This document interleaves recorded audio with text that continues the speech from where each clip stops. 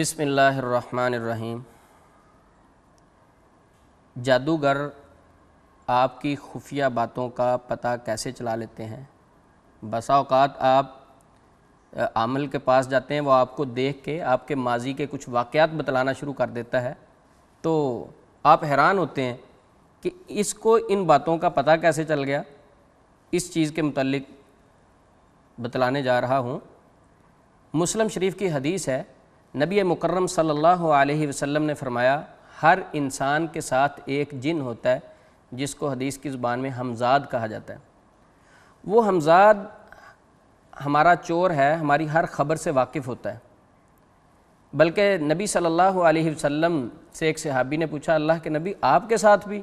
آپ نے فرمایا ہاں میرے ساتھ بھی، لیکن جو میرے ساتھ ہمزاد تھا، جن تھا، وہ میرا مطیع اور فرما بردار ہو گیا۔ اب وہ مجھے اس طرح کی چیز کا حکم، برائی کا حکم نہیں دیتا، وہ میرا مطیع اور فرما بردار ہو گیا۔ اب یہ جو جن ہے ہمزاد انسان کے ساتھ ہوتا ہے، یہ حقیقت میں ہمارا چور ہے۔ نبی مکرم صلی اللہ علیہ وسلم نے ہمیں اذکار، دعائیں اس لیے بتائی ہیں تاکہ اس کے شر سے ہم محفوظ ہو سکیں اور اس کی نظروں سے ہم اوجل ہو سکیں۔ ہوتا کیا ہے، ہمارے اوپر کسی نے جادو کر دیا۔ آپس میں گھر میں بیٹھ کے اپنے کزن کے ساتھ، دوست کے ساتھ، کسی سے ہم مشورہ کرتے ہیں۔ کزن کے ساتھ مشورہ کیا کہ ہمارے اوپر جادو کرنے والا ہمارا چچا ہے، لیکن یہ شک ہے۔ اب اس کا حل کیا ہے؟ کسی عامل کے پاس چلتے ہیں۔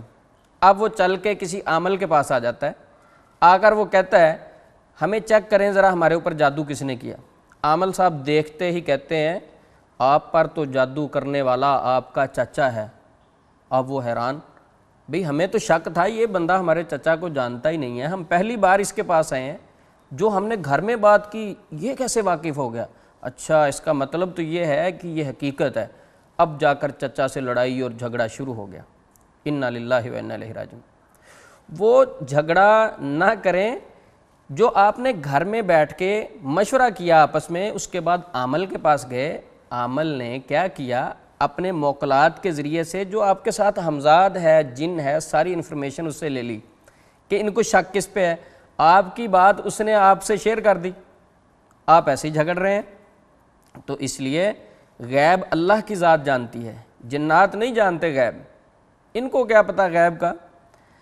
اب ایک اور میں مثال دیتا ہوں جنات کے حوالے سے کہ یہ بیچارے بالکل ان چیزوں سے ناواقف ہوتے ہیں۔ جب ہم ان سے ڈرتے ہیں، خوف زدہ ہوتے ہیں، یہ ہمیں اور ڈراتے ہیں، ان کو کسی بات کا نہیں پتہ ہوتا۔ ایک امام صاحب کے متعلق میں نے پڑھا، امام صاحب کو کسی نے بتایا فلاں جگہ ایک جادوگر بیٹھا ہے، ایک عامل بیٹھا ہے جو دل کی باتیں بھی بتلا دیتا ہے۔ کہتے ہیں اچھا۔ انہوں نے کیا کیا؟ مٹھی میں ایک کینکریاں لی، گنتی کی، اور اس کے بعد اس عامل کے پاس چلے گئے۔ عامل کو کہا بتلا میری مٹھی میں کیا ہے؟ اس نے کہا کینکریاں۔ کہا کتنی ہیں؟ کہا اتنی ہے۔ بالکل درست بتا دیا۔ اب امام صاحب آگے لکھتے ہیں کہ دوبارہ پھر میں نے کینکریاں لی، خود بھی گنتی نہیں کی۔ اب اس کو کہا بتا میری مٹھی میں کیا ہے؟ نہیں بتا سکا۔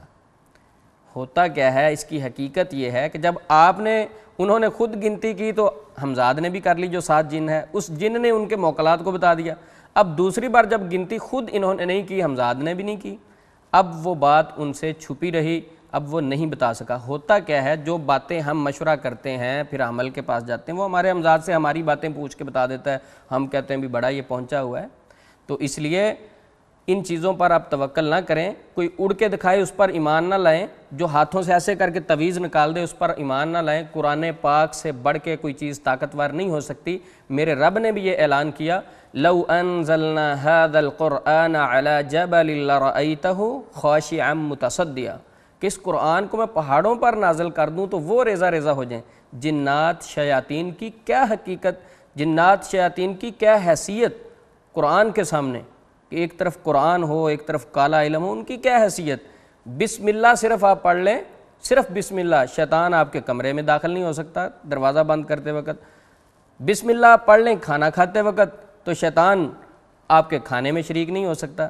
بلکہ ترمذی شریف کی ایک حدیث ہے، نبی صلی اللہ علیہ وسلم نے فرمایا، حضرت علی رضی اللہ عنہ اس کے راوی ہیں، اگر آپ واش روم میں بیت الخلاء میں جاتے وقت بسم اللہ پڑھ لیں تو اس بسم اللہ کی برکت کی وجہ سے شیطان کی آنکھوں اور آپ کی شرمگاہ کے درمیان ایک پردہ حائل ہو جاتا ہے، وہ آپ کو دیکھ نہیں سکتا، آپ کے اور شیطان کے درمیان ایک پردہ آ گیا، آپ کو نہیں اب وہ دیکھ سکتا۔ تو اس لیے نبی صلی اللہ علیہ وسلم کی دعاؤں پر عمل کرتے ہوئے ہم جنات، جادو، شیاطین یہ ساری چیزوں سے بچ سکتے ہیں۔ میں آخر میں یہ کہوں گا کہ قرآن پاک یا اذکار وظائف کی طاقت میں کمی نہیں ہے، بلکہ ہمارے ایمان، ہمارے عقیدے میں، ہمارے عمل میں کمی ہے۔ ہم نے اپنی کمی ڈھونڈنی ہے۔ کئی لوگ کہتے ہیں مجھے سورۃ بقرہ پڑھتے ہوئے 41 دن ہو گئے، مجھے تو کوئی فرق نہیں پڑا۔ اچھا، اس کا کیا مطلب ہے سورۃ بقرہ کی طاقت میں کمی ہے؟ سورۃ بقرہ کی طاقت میں کمی نہیں ہے۔ اس بات پر غور کریں میرا کون سا عمل ایسا ہے کہ سورۃ بقرہ بھی اثر نہیں کر رہی، میں اپنے اوپر بھی غور کروں۔ ہم نے اپنی خامی ڈھونڈنی ہے، اپنے اندر کمی ڈھونڈنی ہے، اللہ سے توبہ کرنی ہے، اس کے بعد اذکار کریں، وظائف کریں، انشاءاللہ فوری اثر ہوگا۔ السلام علیکم ورحمۃ اللہ وبرکاتہ۔ پیغام ٹی وی